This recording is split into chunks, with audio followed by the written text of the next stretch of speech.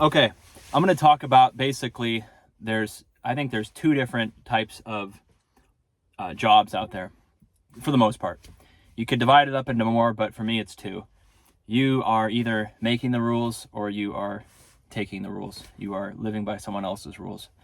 And what I mean by that is that most people start out and they are working a job in which they are told what to do.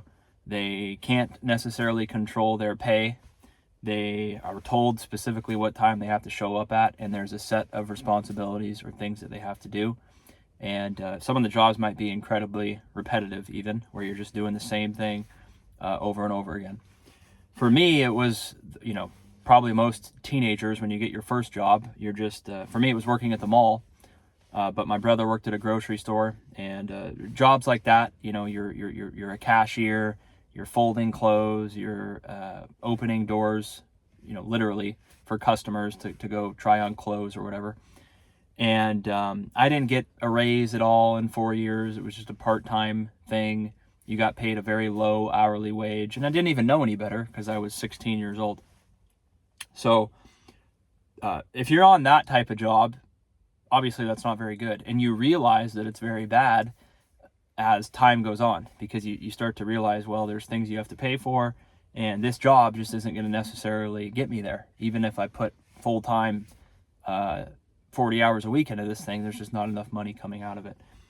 It works okay for someone someone that's younger and just needs some experience in terms of just working with people and talking and learning to do certain things and follow the rules.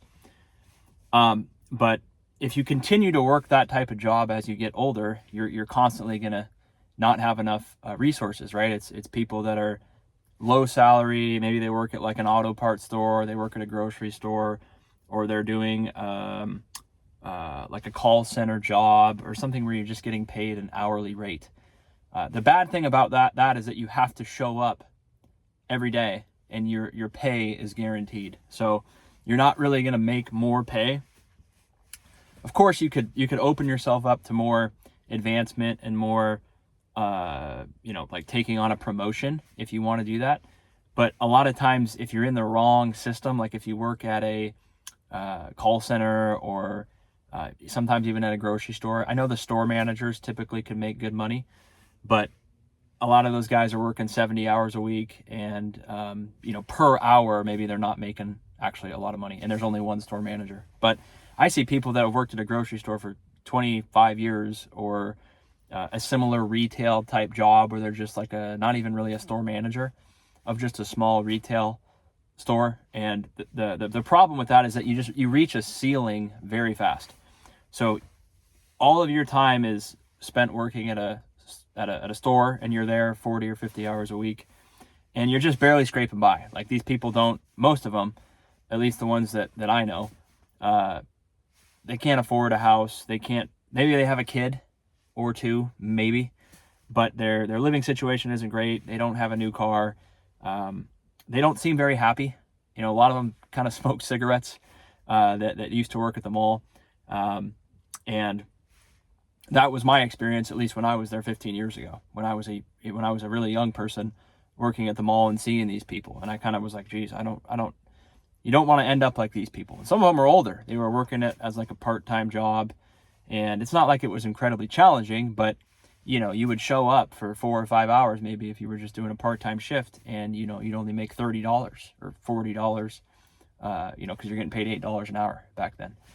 So that's the side that you don't really want to get stuck on. Everyone kind of has to start there. If they're working at a restaurant, or if they're working, if you're delivering paper, any one of those kind of first type jobs that you're doing, serving, bussing, waiting on tables, you're going to have to go through that. And you're probably going to realize this is just not worth it.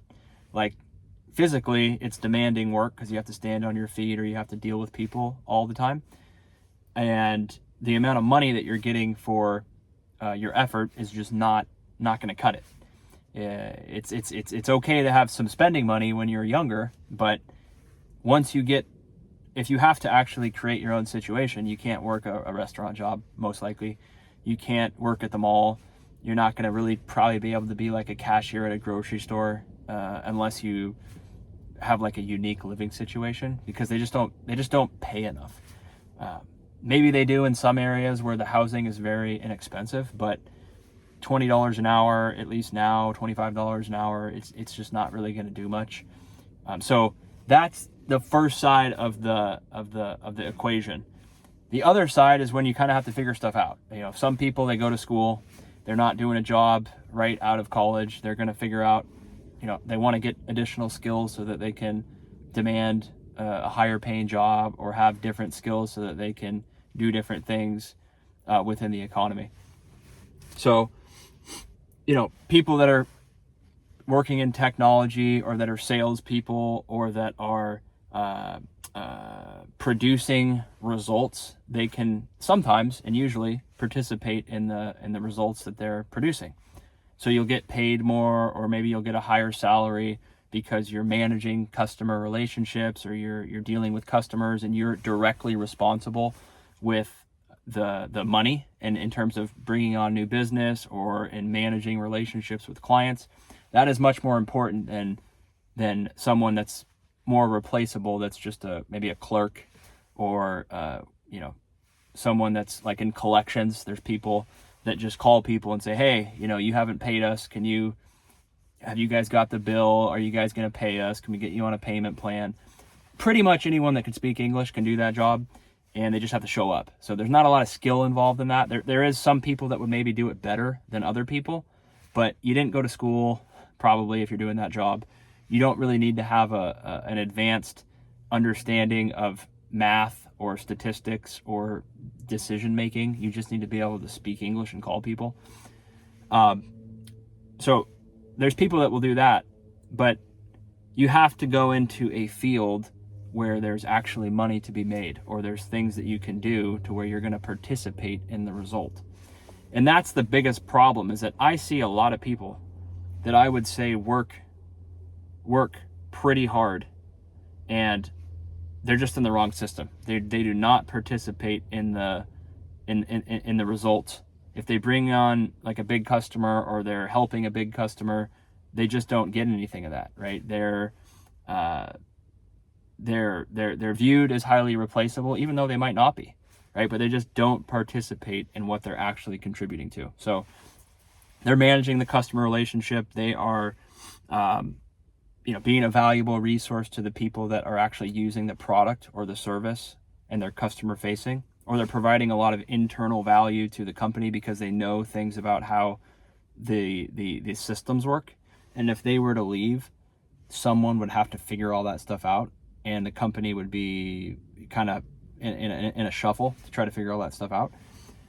Those people, if they're in the wrong system, they might work there for 25 years and just make $20 an hour or $25 an hour, because they never ask for more money. They're not really interested in becoming like a corporate person, and they just continuously do the same job without asking or without demanding more money. A lot of times companies are not really going to go out of their way to give you more money or to compensate you if you're not asking for it. So a lot of people have to switch jobs or get a different skill and do something completely differently, because that's the problem with a lot of these things, is that you don't want to feel like, regardless of how much energy you put into something, that you're just never gonna make more money, right? If that's the case, you have to accept that and be okay with it, or you just have to do something different. You have to say, well, I gotta learn a new skill, or I have to go into sales, or I'm gonna go into a situation where I can go knock on doors or call people or develop a relationship with a customer or sell them something or get them on a recurring thing where I get to get paid based on the direct result that I got. If you're just doing all of this work on a daily basis and you're only getting $20 an hour or $30 an hour, right? But you might be creating hundreds of thousands or millions of dollars in revenue or even profit for the company over, the lifetime that you're there, or even over a year. But the way that things are set up, they're not going to pay you. So, maybe you have health insurance and dental insurance, but your pay is going to be $25 or $35 an hour. And so you're really not participating financially in what you're actually doing, right? You're winning customers, or you're retaining customers, or your knowledge of the company technology and database is helping the company thrive and do well. And they are, they pay you, they sign you up, when you're working there at $22 an hour. And every year you get $1 more or something like that, just very small. And if you accept that, they're not going to change it. They're not going to say, hey, we want to give you $50,000 today because you've been with us and you've, provided a lot of value. They're going to try to pay you nothing. And so you have to kind of realize, is this a system that I'm okay putting my energy into? And if it's not, it might actually be better to be unemployed for a while. It might be better to get a different skill or look for different opportunities. Maybe you could stay at that job and continue to look for other jobs. But if you know that regardless of how much energy you put into something, that your result is always going to be kind of bad, then that becomes a bigger question of, am I okay with this? Am I okay of actually working hard if I'm not going to participate financially in the work I'm doing, right? And, so maybe you're not going to have a family. Maybe you're going to live in an apartment. Maybe you're going to be kind of month to month struggling a little bit and not really having financial freedom. Maybe retirement is something that's kind of out of the question. And you end up kind of giving your whole life to a company or a system that just doesn't value you. Maybe they care about you, right? Maybe they care about you and they like you as a person, and the people in the office know you and everything. But do they really value you? Are you getting an amount of resources out of your job that allow you to live a good life? And today, you got to be getting a lot of resources out of your job if you want to live a good life in some of these areas, right? 100,000, probably not enough. 200,000, depending on where you want to live and kids and everything, and buying a vehicle and having nicer, not even nice things, but just the normal setup might not be enough, right? So that's just, those are the two types of workers in my mind. And I think, everything today is, you have to have resources to do things. If you want to have a family, or you want to have a house, or you want to have newer things or things that work, or the ability to travel and visit people or do whatever you want, you have to be garnering a certain amount of resources out of what you're doing. So if you're spending all your time working and it's a low potential job, you have to kind of be able to move on from that. Or you just have to, like I've said this in, years ago even, you have to be okay saying, hey, I know this job isn't really paying me a lot, but I'm just going to accept it because I get value out of it, or I get fulfillment out of it. But if you're looking, a lot of people will just think that if they just continue to work harder at that job and just continue to put all their time into it, that the company all of a sudden is just going to start treating them great. Maybe they will, maybe, I don't know. But I would say most companies are not. You could win, you could bring on a lot of business, or make a breakthrough on a certain technology, or create a great new thing within the company, that's going to help the company grow. And financially, probably you won't really participate in it for most people. Again, some people do. There's people that get great compensation plans, or they create a product and they get residuals off of it, or they get paid into perpetuity for something. That can happen. But for just most employees that are just doing a good job and showing up and doing their job, they're just getting their paycheck, and that's it. And the moment they stop working, they're gone. So are you selling your body? Are you selling your time for enough money? And if the answer, if you're not getting ahead and you're not getting what you want, it probably is worth it to, not even probably, it just is. It's worth it to do something else. Unless you're okay, right? If you feel like you just don't want to try for anything more, then you just accept your reality and you're okay with it. But again, if you want to have a house, or if you want to have a family, and you want to have some financial flexibility, you want to have some money while you're still somewhat young, and can, have flexibility in how you're living your life, you can't put all your eggs into a job that's just low potential, because it's never going to return anything. It's going to give you exactly what you know you're going to get, and you're always going to be kind of struggling a little bit, especially if you have aspirations to do those things, have kids, have a family, pay for vacations, pay for the insurance, have a car, be able to take your kids to practice and not always be working. You're going to have to kind of be doing your own thing, or be an important person at a company that is well compensated, right?